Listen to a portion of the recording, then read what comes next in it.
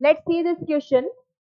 Volume of air remaining in the lungs even after a forcible expiration is called.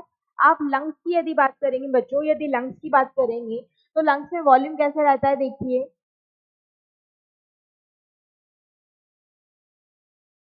Lungs में एक volume हमेशा पड़ा रहेगा बच्चों, एक वॉल्यूम जो है वो लंग्स में हमेशा रहेगा, जिसको आप बोलते हो आरबी, जिसको आप क्या बोलते हो आरबी।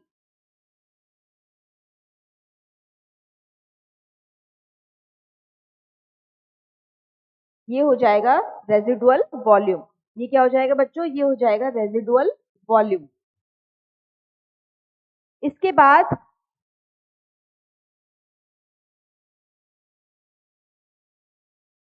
ये हो जाएगा रेजिडुअल वॉल्यूम। फिर यदि आप बात करेंगे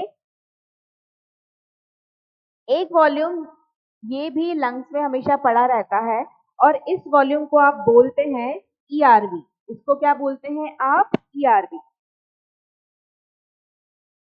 this is E R V, ठीक है। ये भी लंग्स में हमेशा पड़ा रहता है। फिर एक वॉल्यूम जो आता जाता रहता है,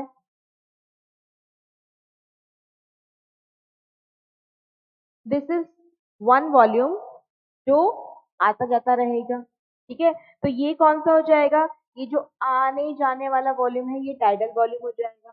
और फिर बाकी का जो वॉल्यूम आपको दिख रहा है ना, यहाँ पे ये जो वॉल्यूम है ये कौन सा हो जाएगा, ये हो जाएगा हमारे पास कौन सा वॉल्यूम हो जाएगा बच्चों, ये वाला हो जाएगा आईआरबी। ये कौन सा वॉल्यूम हो जाएगा, आईआरबी।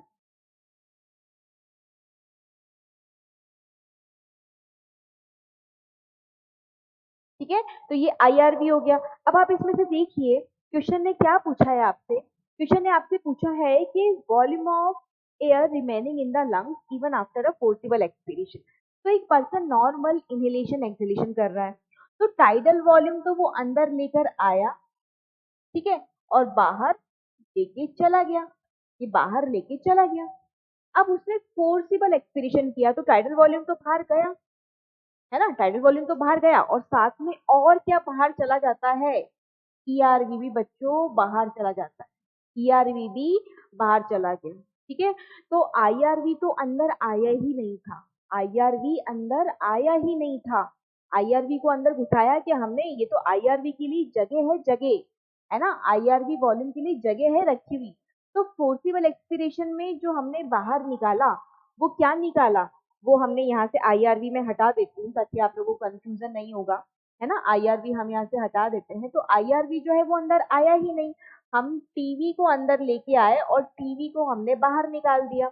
लेकिन जब फोर्सिबल एक्सपीरेशन किया, हमने क्या किया, फोर्सिबल एक्सपीरेशन किया,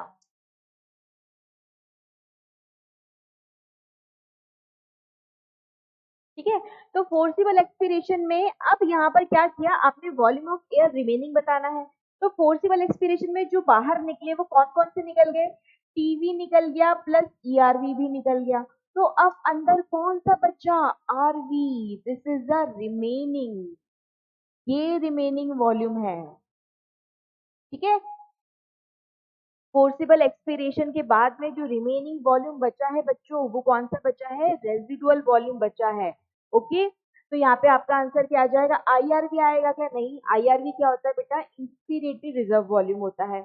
इंस्पिरेटरी रिजर्व वॉल्यूम का क्या मतलब है, आप नॉर्मल इनहेलेशन कर रहे हो, टाइडल वॉल्यूम अंदर लेके गए, लेकिन जब फोर्सफुल इनहेलेशन किया तो साथ में आईआरवी भी अंदर जाएगा, है ना। तो यहाँ पे क्या फोर्सफुल इनहेलेशन की बात हो रही है क्या, नहीं, यहाँ फोर्सफुल एक्सहेलेशन की बात हो रही है। तो फोर्सफुल एक्सहेलेशन में आपने क्या करा, आप टीवी तो बाहर निकाल ही रहे थे, लेकिन आपने जब फोर्सफुल एक्सहेलेशन किया तो साथ साथ ईआरवी भी लंग्स को छोड़ के बाहर भग गया। अब अंदर केवल क्या रह जाएगा, रेजिडुअल वॉल्यूम रह जाएगा। तो बी बच्चों आपका आंसर हो जाएगा। एफआरसी भी नहीं आएगा, क्योंकि एफआरसी तो क्या होता है, एफआरसी का मतलब होता है आरवी प्लस ईआरवी, ठीक है। जब आपसे क्वेश्चन पूछा जाए कि नॉर्मल एक्सहेलेशन के बाद लंग्स में क्या रिमेनिंग रहता है, तो नॉर्मल एक्सहेलेशन के बाद क्या रिमेनिंग रहेगा, एफआरसी, है ना। लेकिन फोर्सिबल एक्सहेलेशन की बात पूछा जाए तो क्या रिमेनिंग रहेगा, आरवी, ठीक है। अब इसके बाद में यहाँ पे दे दिया है ईसी, तो EC होगा क्या रिमेनिंग? नहीं, EC भी नहीं होगा। EC का मतलब क्या होता है?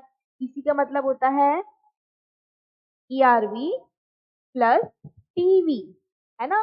तो यहाँ पे आपने जो निकाला है पॉसिबल एक्सप्रेशन में, आपने जो निकाला है टोटल वॉल्यूम, ये है EC। ठीक है, जो रह गया है उसको थोड़ी EC बोलोगे आप, जो रह गया है वो क्या हो जाएगा बच्चों? Residual volume. ठीक है, रेजिडुअल वॉल्यूम हो जाएगा, जो रह जाएगा वो हो जाएगा रेजिडुअल वॉल्यूम। Residual volume. ठीक है, तो आपका आंसर क्या हो जाएगा बच्चों? आपका आंसर यहाँ पर बी हो जाएगा।